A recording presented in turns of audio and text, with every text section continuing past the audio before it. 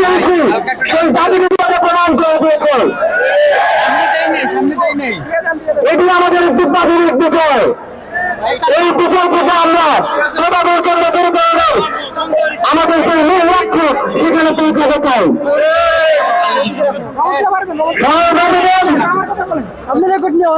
আপনার কারণ আজ সারা দেশে শিক্ষার্থীদের দীর্ঘদিন ধরে চলে আসা শান্তিপূর্ণ আন্দোলনে বিভিন্ন জায়গায় হামলা হয়েছে, আমাদের আন্দোলনকারী বন্ধুদেরকে আহত করা হয়েছে, বাধা প্রদান করা হয়েছে। আমরা মনে করি সংবিধান স্বীকৃত আমাদের নাগরিক অধিকারকে পূর্ণ দেওয়া হয়েছে। শিক্ষার্থীরা কতটা শান্তিপূর্ণ ভাবে এত বড় একটি আন্দোলন করতে পারে যেটা জানছি না আপনারা দেখেছেন। দেশের কোথাও কোন শিক্ষার্থী বিশৃঙ্খলা ভাঙচুরের মতো একটি ঘটনা ঘটেনি নাগরিক সমাজে। এর জন্য শিক্ষার্থীদেরকে অভিবাদন জানিয়েছে। এই মুহূর্তে আপনাদের সামনে আমাদের আন্দোলনে আদ্যপান্ত নিয়ে বক্তব্য রাখবেন আমাদের একজন অন্যতম সমন্বয়ক সাজ্জু সালাম। বক্তব্য রাখবেন সাজ্জু সালাম।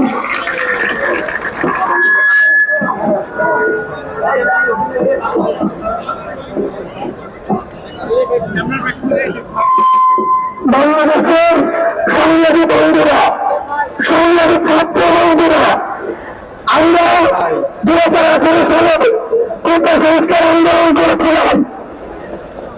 তখন মাননীয় প্রধানমন্ত্রী সংসদে বলেছিলেন বাংলাদেশের প্রথম ও দ্বিতীয় শ্রেণীর চাকরিতে কোনো কোটা থাকবে না, এবং তার সেই কথার ভিত্তিতে একটি পরিপত্র জারির মাধ্যমে বাংলাদেশ থেকে প্রথম ও দ্বিতীয় শ্রেণীর সকল কোটা দূর করা হয়। কিন্তু 2014 সালে 5 জুন মাননীয় হাইকোর্ট সেই পরিপত্রটিকে অবৈধ ঘোষণা করে। সবচেয়ে বড় কথা হচ্ছে আমাদেরকে বলা হচ্ছে যে আমরা কেন হাইকোর্টের রায় মেনে নিয়ে কেন আমরা পরাত্তরে ঘুরে যাচ্ছে না। আমরা কোন জায়গা থেকে এই কথাটির সাথে বিমত পোষণ করে আমাদের প্রথম যে জায়গাটি সেটি হাইকোর্ট নিজে প্রদান করে দিয়েছে। হাইকোর্ট যখন সেই পরিপত্রটিকে 2024 সালে এসে অবৈধ ঘোষণা করতে পারে, তার মানে এই পরিপত্রটিকে অবশ্যই কোনো ত্রুটি আছে। সেই ত্রুটিপূর্ণ পরিপত্রটি আবার যদি 2024 সালে হাইকোর্টের মাধ্যমে বহাল করা হয়, তবে আমরা বিশ্বাস করি আবার কিছু মাস পরে কিংবা কিছু বছর পরে সেটি আবার অবৈধ ঘোষণা করা হতে পারে। 2 নম্বর যে জায়গাটি নিয়ে আমরা কথা বলতে চাই সেটি হচ্ছে আমরা যে এক দফা নিয়ে আমাদের এই আন্দোলনটি করছি, তার সবচেয়ে গুরুত্বপূর্ণ যে কথাটি সেটি হচ্ছে আমরা চাই বাংলাদেশের সরকারি চাকরিতে সকল গ্রেডে, আমি আবারও বলছি সকল গ্রেডে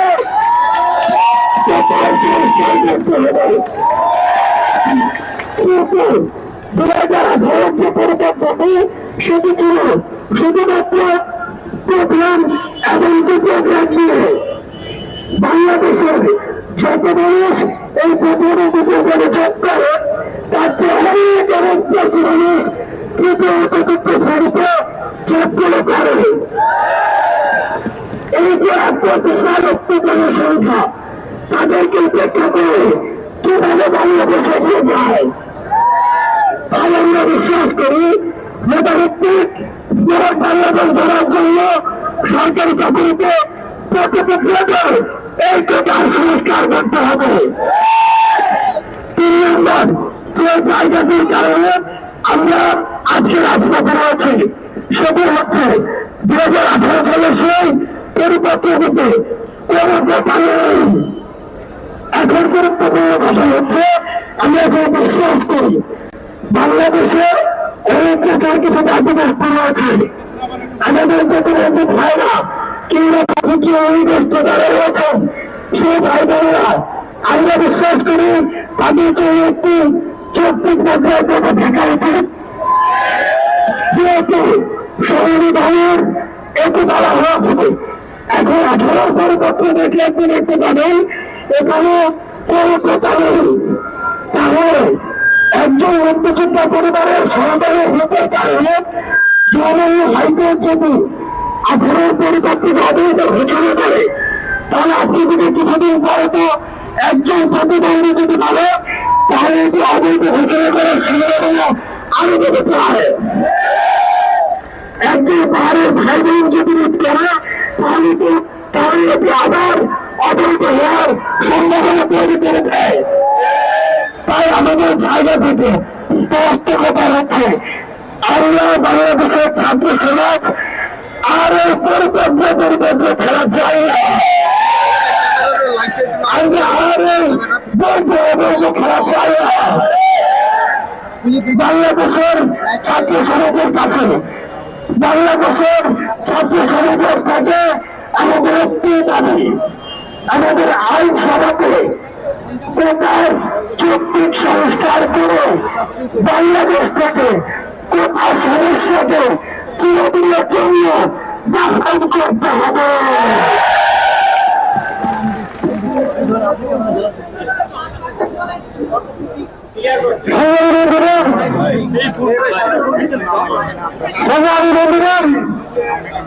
আজ আমাদের সারা দেশের সহযোগিতাদের উপর বিভিন্ন বাধা এসেছে। আজ এখানে যারা এসেছেন তাদের অনেকেই হাজার বাধা উপেক্ষা করে আজকের কর্মসূচি সফল করতে এসেছেন। আজ জগন্নাথ বিশ্ববিদ্যালয়ে 3-4টি জায়গায় পুলিশের বাধাকে বিদ্যালয় লিখে এই কর্মসূচিতে যোগ দিয়েছে। ঢাকা কলেজ সেই সায়েন্স ল্যাব নামে পুলিশের রক্তচক্ষকে উপেক্ষা করে আমাদের সাথে যুক্ত হয়েছে। ঢাকায় অবস্থিত ঢাকার সব কলেজের প্রত্যেকটি কলেজ এবং আশেপাশের আরো বিভিন্ন জাতীয় বিশ্ববিদ্যালয় প্রতিষ্ঠানের শিক্ষার্থীরা আমাদের এই কর্মসূচিকে সফল করতে সর্বোচ্চ নির্ধারণ করেছেন। আমরা তাদেরকে আমাদের অন্তরের অন্তঃস্থল থেকে ধন্যবাদ ও সাধুবাদ জানাতে চাই। এই মুহূর্তে আপনাদের সামনে আমাদেরকে যে নানা সময় দেওয়া হতো যে আমরা নাকি জানি না, আমরা না জেনে দাবি করছি যে সরকারকে এই সমস্যার সমাধান করতে হবে।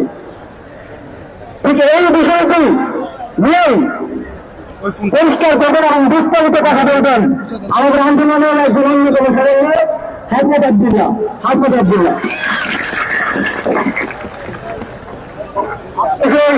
আংশিক রায়কে দিয়েছে, আমি যদি ভুল না পড়ে থাকি সেটি একটি বাচ্চা আমি আপনাদেরকে পড়ে শোনাতে চাই।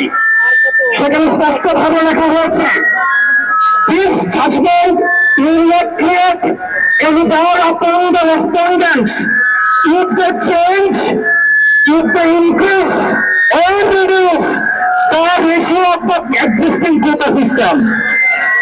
আবার দেখেন এখানে কিন্তু স্পষ্ট ভাবে বলা হয়েছে,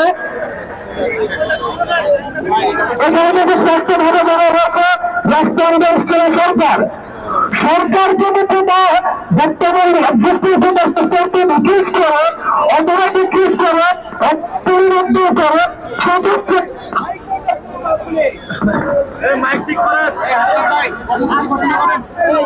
সেক্ষেত্রে আমরা এখন স্পষ্ট করতে চাই যারা দিদির আমাদের আন্দোলন প্রতিপন্ন করতে চেয়েছেন তাই কি করছি করে দেবে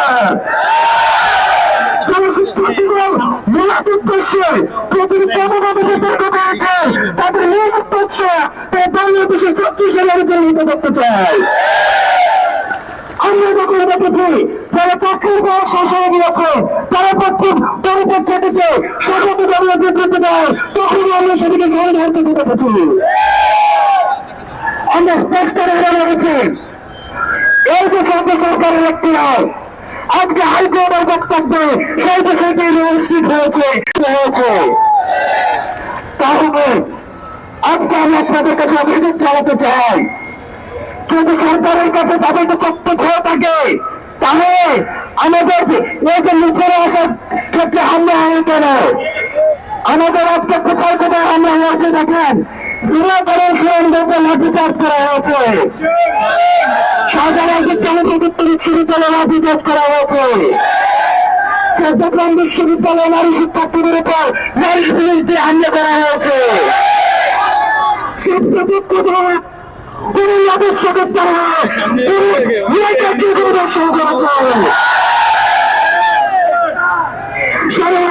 বিশ্ববিদ্যালয়ে লাঠিচার্জ করা হয়েছে। রাজশাহী বিশ্ববিদ্যালয় আন্দোলনকারীদেরকে নানাবিধ ভয়ভীতি দেখিয়ে দেওয়া হচ্ছে। আজকে আমরা এখানে যারা এসেছি বাংলা ভাষা বিশ্ববিদ্যালয়ে আমরা দেখেছি, আমরা খবর এসেছি টাঙ্গাইলে পুলিশের লাঠিচার্জ হয়েছে। আমরা আজকে কর্মসূচির মাধ্যমে যারা অতি উৎসাহিত পুলিশ সদস্যরা অথবা যারা নিযুক্ত যারা এই ধরনের হামলাগুলো চালাচ্ছে তাদেরকে বিচারের আওতায় আনতে হবে। তারা মূলত সরকারি ভাবমূর্তি নিরস্ত করার জন্য অতি উৎসাহী হয়ে এই ধরনের সিদ্ধান্ত নিয়ে নিয়েছে।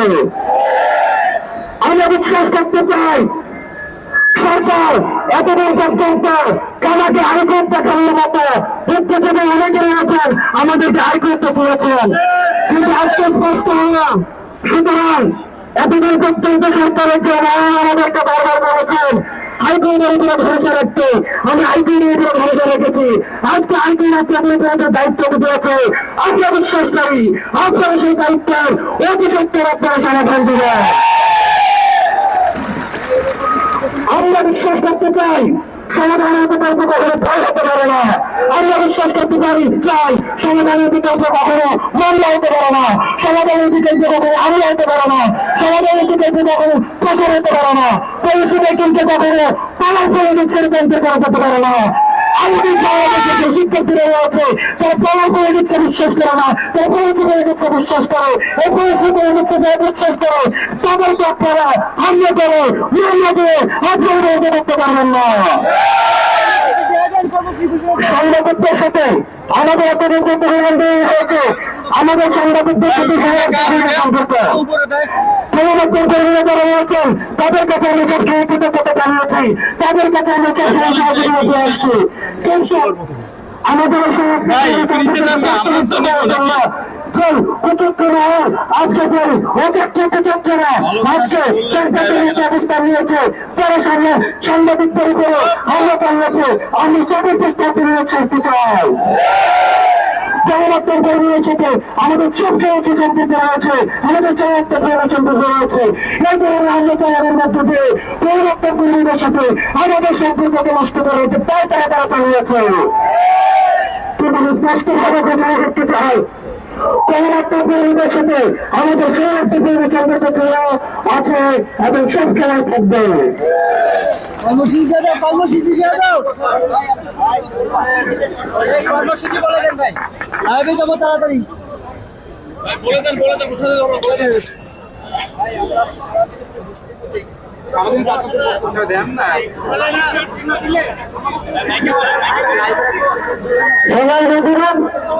আমরা আজকে কর্মসূচি শেষ হওয়ার পর সবাই সুশৃঙ্খল ভাবে মুছিয়ে নিয়ে রাজি রাষ্ট্রতে গিয়ে আমাদের কর্মসূচি শেষ করবো।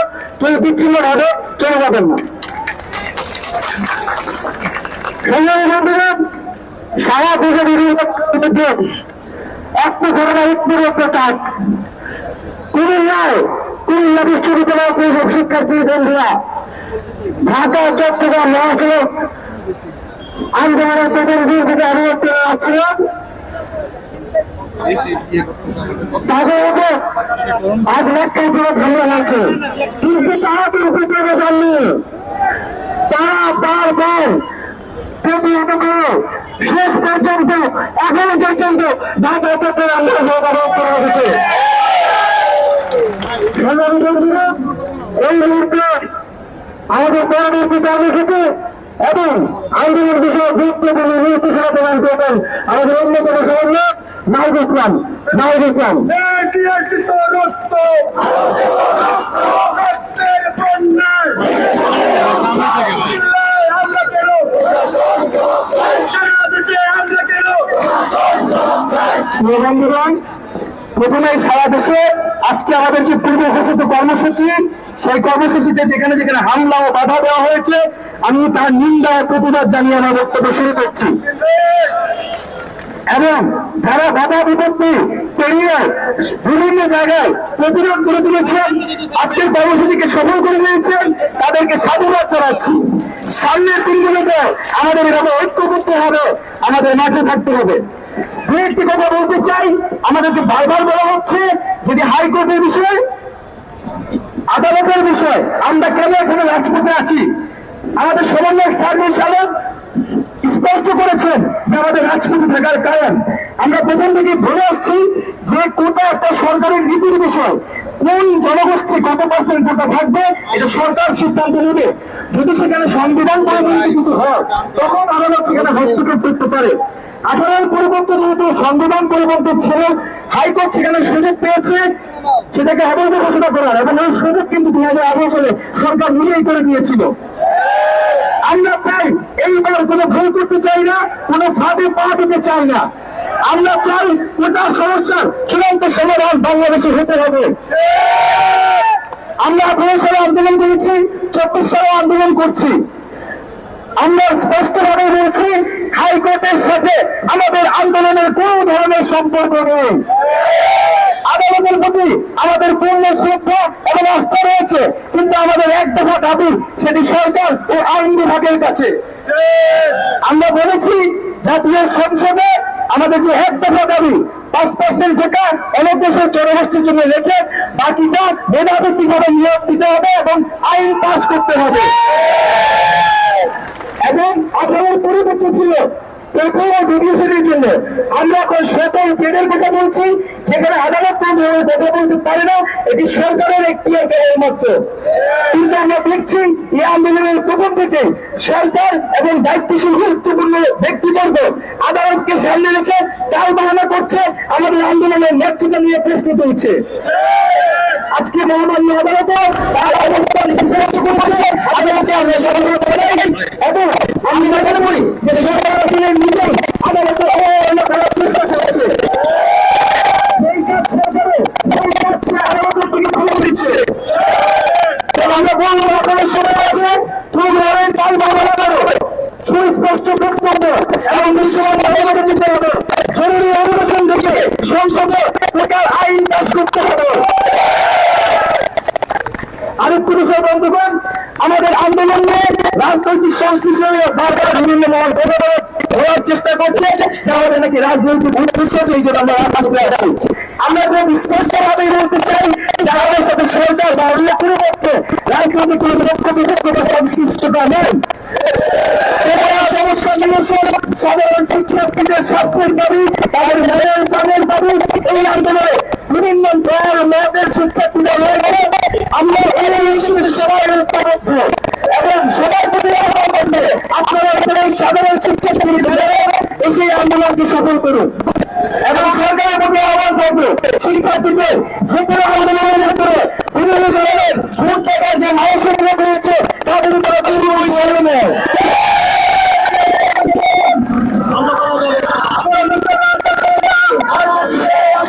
এবং আরেকটি বিষয় যে বারবার বিভিন্ন মিডিয়া এবং নানা প্রোপাগান্ডা সেল ব্যবহার করে এই আন্দোলনকে চেষ্টা করা হচ্ছে, জনগণের হচ্ছে। আমরা এই জায়গায় আন্দোলন করছি, সরকার নাই এই আন্দোলন শুরু করে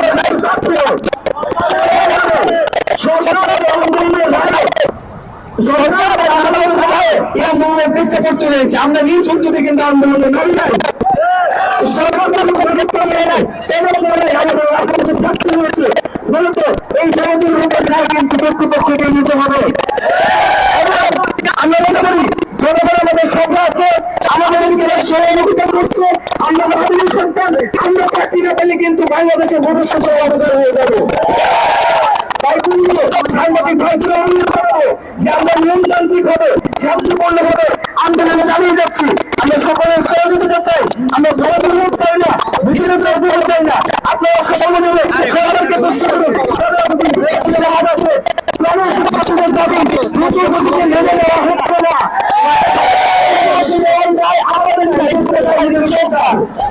এবং আজকে নিজের হলো সরকারের বাধা দেওয়া হলো, ভয় দেওয়া হলো এবং আমরা দেখেছি ঢাকা বিশ্ববিদ্যালয় বিভিন্ন জায়গা থেকে বাতিল করে অছাত্র হলে তাদের একটা অস্থিতিশীল পরিবেশ তৈরি করার আমরা বলতে চাই যে আমাদের কোন রাজনৈতিক পক্ষপাতিত্ব এখানে নেই, কিন্তু শিক্ষার্থীদের আন্দোলনে প্রতিনিধি হবে যদি বাধা দেওয়া হয় তাহলে কিন্তু আমরা দেখবো না কে বাধা দিচ্ছে আমাদেরকে। তো বন্ধুগণ, আমি বিশ্ববিদ্যালয় প্রশাসনের কাছে আহ্বান জানাবো, বিভিন্ন বিশ্ববিদ্যালয় প্রশাসন শিক্ষার্থীদের নিরাপত্তা দেওয়ার দায়িত্ব কিন্তু আপনাদের। আগেও বলেছি আমাদের আন্দোলন যৌক্তিক আন্দোলন, যদি আমরা চাকরি না পাই বিশ্ববিদ্যালয়ের শিক্ষকদের কিন্তু প্রশাসনের চাকরি থাকবে না। বন্ধুগণ, এ পর্যায়ে আমরা আমাদের কর্মসূচি ঘোষণা করব। আগামীকাল আজকে আমাদের যে এক দফা কর্মসূচিতে আমাদের আন্দোলন, আমরা চাচ্ছি জরুরি অধিবেশন থেকে সংসদে এই আইন পাস করতে হবে, তাহলে কিন্তু আমরা রাজপথে থাকবো।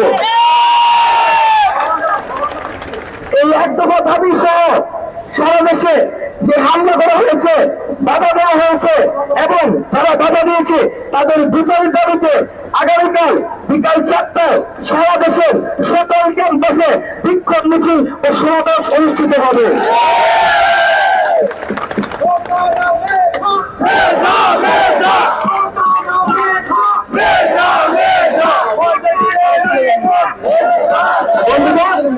এ পর্যায়ে সবাইকে অনুরোধ জানাবো সুশৃঙ্খল ভাবে আমরা মিছিল নিয়ে আমরা আমাদের ক্যাম্পাসে ফিরব এবং যারা বিভিন্ন ক্যাম্পাসে আছেন আমাদের সকল জায়গায় বাধা আসলে আমরা সম্মিলিত ভাবে প্রতিরোধ তৈরি করবো। যদি জগন্নাথ বিশ্ববিদ্যালয় হামলা করে আমরা ঢাকা বিশ্ববিদ্যালয় থেকে মিছিল নিয়ে যাবো। ঢাকা বিশ্ববিদ্যালয় হামলা করে সকল সবাই সহভাগে আসবেন। আমরা সবাই সম্মিলিত ভাবে সকল শিক্ষার্থীকে নিরাপত্তা নিশ্চিত করবো। সবাই ক্যাম্পাসে যাবো মিছিল নিয়ে, সবাই আপনাদেরকে নিরাপত্তা সামনে রাখবেন।